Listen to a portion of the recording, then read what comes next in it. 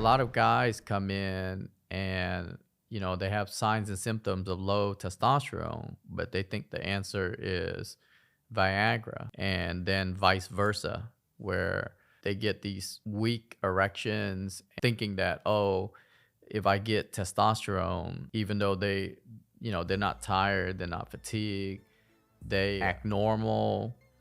They think that by giving testosterone, it will make their erections better, which is We false. gon' do it like it's priceless. Take it to the moon. Priceless. One day will be soon. Like it's priceless. Hi everyone, it's Dr. Pham again, the Texas eggplant.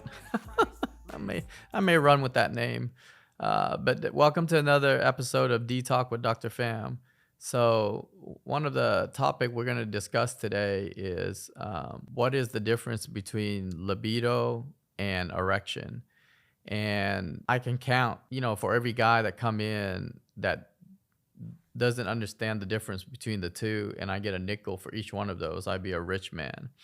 And so today I hope to clear up kind of, uh, you know, Viagra and testosterone and what is the difference.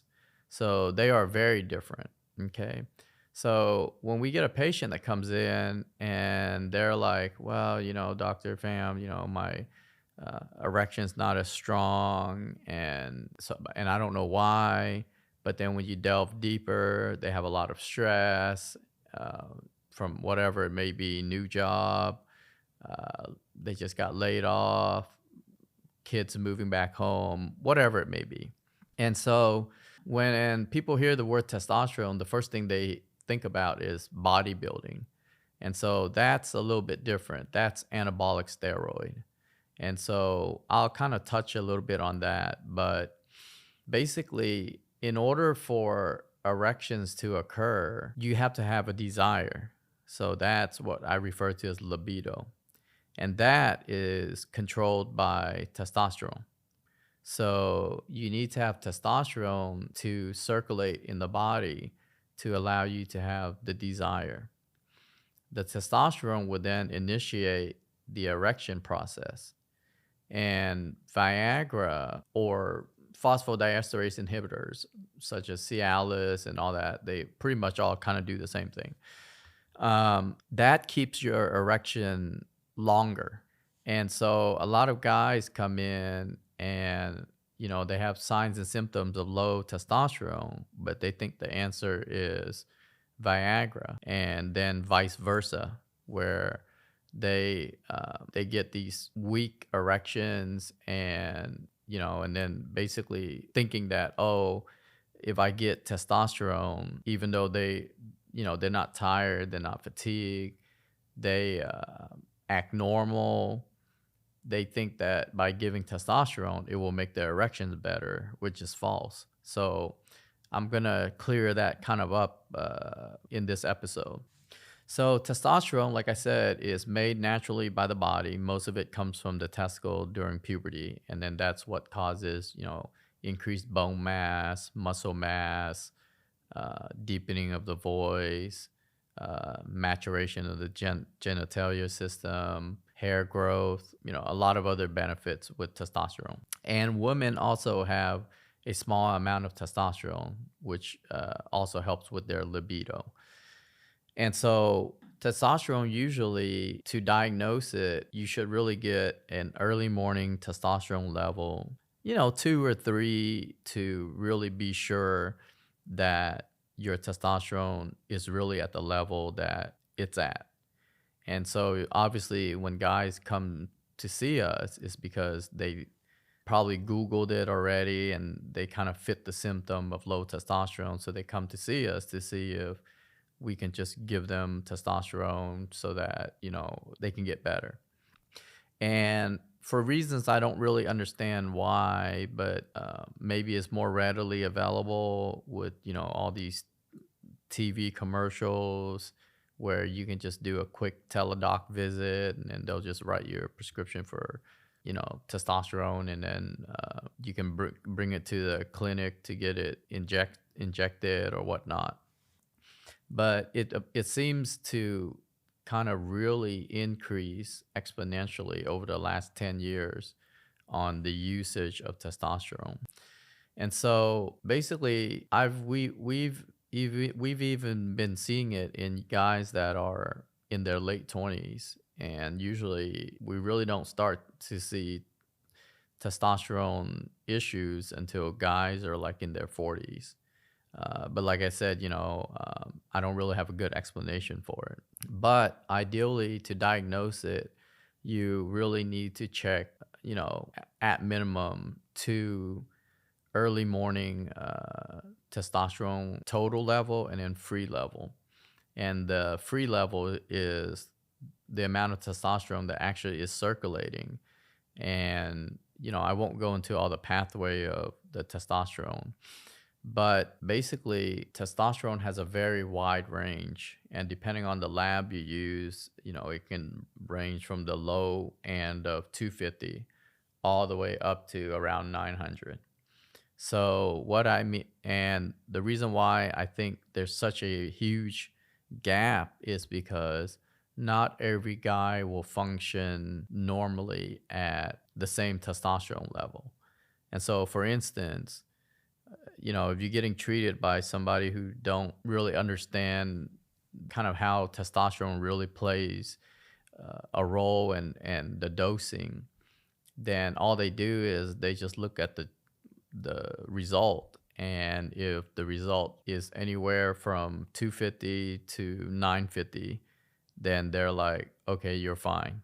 But the patient is still feeling tired and, has no energy, no motivation to go to the gym, just don't have that sex drive like they used to have anymore. And so, that's why you can't really just go based on a number. And so sometimes some guys may live at a testosterone of 300 and they're fine.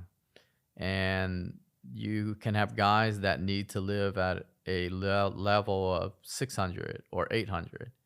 And so, and you'll be surprised at how you just kind of move them up to it's still considered normal, but you move them up to a higher normal. So, what I mean by that is, let's say someone who did two testosterone checks already and they're both around 300, and the guy's just not feeling the way he used to feel like, and he's only 35. So then sometimes in those cases, you can actually test it with giving him, either 50 milligram of injected testosterone or 100 milligram to try to boost his level. And a lot of times what we see is when we do that, they actually do pretty well. Like they start to feel better. And then remember, if you are on testosterone placement, there are certain labs that your doctor needs to check. And one of them is the hemoglobin, because testosterone will increase the body's mechanism to make red blood cells. And so if you have too much red blood cells, it can make the blood really viscous. And from there, you can literally stroke out. And so the other thing that they need to be careful with testosterone is that, it has other adverse side effects also. And so really, when you're on testosterone replacement, you really need to be followed closely by your doctor and get lab works to kind of monitor, the testosterone itself. And then in terms of which type of testosterone, that really, for us anyways, when we prescribe these, it really depends on the patient's financial situation, how fast do they want to see results, and are they afraid of needles. So for guys that are not afraid of needles, the fastest way to increase the testosterone is with injections. And so depending on what level they're at, then I start off at, whatever level that I have experience with. So there's no right level to start them on it, but typically start them on a lower dose and then wait, at least 4 to 6 weeks to see kind of where they're at.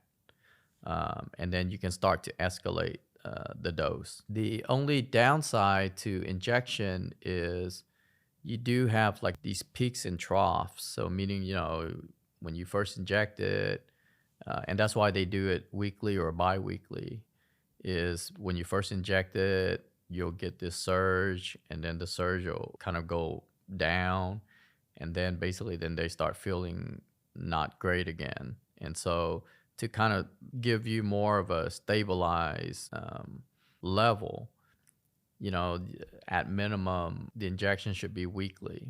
But like I said, every patient's different. There's no one correct way to administer the testosterone. It's you administer it so that it can present clinically, for the guy as what he used to be, which is, increased energy, kind of all that. And like I said, ideally, if you're on testosterone treatment, you really do need to check your red blood cell to make sure that you're at least a hematocrit of 45 or lower. Otherwise, you run the risk of, having a stroke or whatnot. And then the other thing, and so that's really testosterone, what it does for the body. You can always read more about it either on our website or Google it.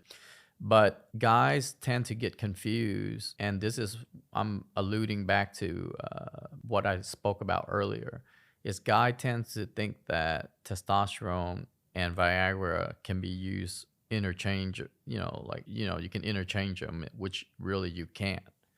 And why did I say that? Because if you don't have the libido and from whatever reason, stress, whatnot, and the testosterone is low, then you're not going to be able to initiate an erection that's going to be good. And so that's where instead of giving them Viagra, treat the source, which is the testosterone, if it's low. Then you'll notice that once you treat the source, then the testosterone gets back to normal, and then his libido gets back to normal, and then his erection will get back to normal. Now, if you check the testosterone and it's at a level that the patient really has no complaints in terms of like fatigue and weight gain and low energy and all that, then that's where Viagra comes in. So basically, when guys, when you've worked them up already and they actually don't have evidence of low testosterone, then I think now a phosphodiesterase inhibitor or basically Viagra or Cialis, then I think that plays a role. And what that does is it helps maintain the erection. So testosterone is there to increase your libido so that it allows you to initiate an erection. While Viagra and all that requires that an erection has already been obtained. And what Viagra is going to do is it's going to prevent the erection from going down too fast. And so, but now I hope, guys can get a better understanding of what testosterone does and what Viagra does, and they're treated very differently. And so now I like to touch on the topic of anabolic steroid. So synthetic steroid are 100 to 500 times stronger than your regular testosterone. And what it does is that just back to basic science for a second. You don't build more muscle. Whatever muscle you have is what you have. What it does do is it can make the muscle fiber larger. And so how you get big or stronger and more muscular is when you do weights and stuff, what is actually doing is actually tearing your muscle. And then when the muscle reform, then with anabolic steroid, it's gonna reform much quicker and less pain, and that's how you get bigger. However, anabolic steroid, which I don't recommend you do, can do major damage to your body. And what do I mean by that? Well, if you're 5'5" or 5'7", And, your heart is not going to be like a guy who's 6'2". And so if you're 5'7" and you're pumping 400 pounds uh, lift, then what's going to happen is the heart is going to have to work overtime to get blood to all this muscle. And so eventually you're going to go into cardiac failure, or, and that's a real phenomenon. And so when you do anabolic steroid, you have to be careful with that. And then obviously anabolic steroid, also need to check your liver enzymes because it can damage that. You also need to check some other labs. So, and hemoglobin and hematocrit is one of them also, because synthetic testosterone or anabolic steroid will increase your muscle and mood and everything. But it can go too much where now, the term roid rage comes along, right? So when you use too much steroid, it basically, the outside appearance can be acne, um, and if you don't have some sort of aromatase inhibitor or something like that, you can get bigger breasts, or actually have breast tissue, because that testosterone is going to be converted into estrogen.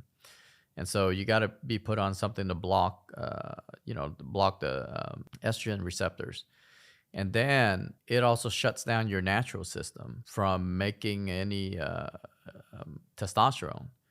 And so when you cycle off of these anabolic steroid, then what you're going to find out is it takes time for your body to kind of jumpstart itself again. And so now you're going to go through a period where you're not feeling good. You're not having, you're not pumping the muscle as much. It's just not good for you. Okay. And so I know that, we live in a world now where social media, everyone's got to be like the Incredible Hulk, but that's just, you will pay for it in the long run, even if it's done under a doctor's supervision, and it doesn't matter if you do one cycle for 3 months and then cycle off. It will do major damage to your body, especially your heart. And then keep in mind that the heart really can't regenerate. And so once you have already injured your heart, because by overworking it, causing it to get larger, or what you call hypertrophy, you really can't reverse that. And so I would stick away from anabolic steroid. And then in terms of testosterone replacement, we live in a different time now. And so anything can cause your testosterone to go down. An illness, a stressor in our life, like a divorce, a loss of a loved one, whatever it may be. Any sort of stress can decrease your testosterone. And so in the short term, you can replace that testosterone so that you can actually function.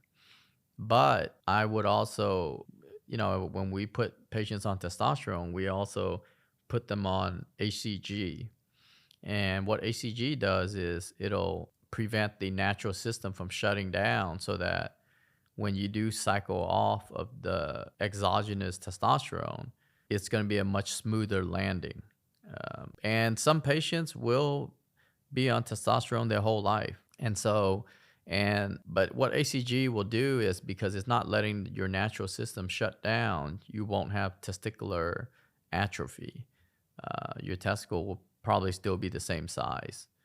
And so I hope that really helps with guys understanding what testosterone actually does. Now, there's a lot of T clinics all around town. As a practice, our T clinic is less than probably 1%, if even, of what we do. Urology, when people think of testosterone, they think of urology, but testosterone is not something that we deal with a lot. A lot of these T clinics are popping up, and guys that actually have normal testosterone, but they want to bodybuild. And so then they go to these clinics, and then they get these injection, and then testosterone shoot up and, they get big, they get strong. But trust me on this, your heart, you're basically damaging your heart and your other organs too, because anabolic steroid can injure the liver and stuff like that. So I hope that, after this episode, if you are on anabolic steroid, I would really try to have a talk with your doctor and try to cycle off, because you will pay for it in the long run. And then I hope this new appreciation for what Viagra and stuff does. And so the only thing I need to talk to you about in terms of these phosphodiesterase inhibitor is that if you have a heart condition, you got to make sure that your cardiologist is aware of this and risk stratify you. So you can't clear someone to use this. People always use the word clear. You can't clear someone to use Viagra. What you do is you risk stratify them, meaning that, patient A is low risk for having a heart attack. Because intercourse, the amount of calories that's burned, I can't remember where I read it, but it's equal to about 30 minutes of doing the stair stopper or something like that. But then, are they going a minute? Are they going 30 minutes? So, I don't know if that's true, where one sexual intercourse is actually equal to the amount of calories burned with 30 minutes of stair stepper. Because if you're one of those guys that, the minute your penis is touched, you orgasm, well, then probably you didn't do any work. But anyways, that's so take that with a grain of salt. I don't know how much energy you burn with sexual intercourse, and then depend on what position you're in and how crazy stretchy you are or whatnot. So but anyway, so hopefully that'll help guys understand the difference between the two. And then the last thing I just want to kind of touch upon is, if you do take Viagra, and there are guys who take it not because they need it, it's because they just want to last longer. And so the only thing you need to be careful with, and it's not just with phosphodiesterase inhibitors, is any form of medication that lets you keep an erection. If it goes more than 6 hours, that's considered priapism. Then that's a medical emergency.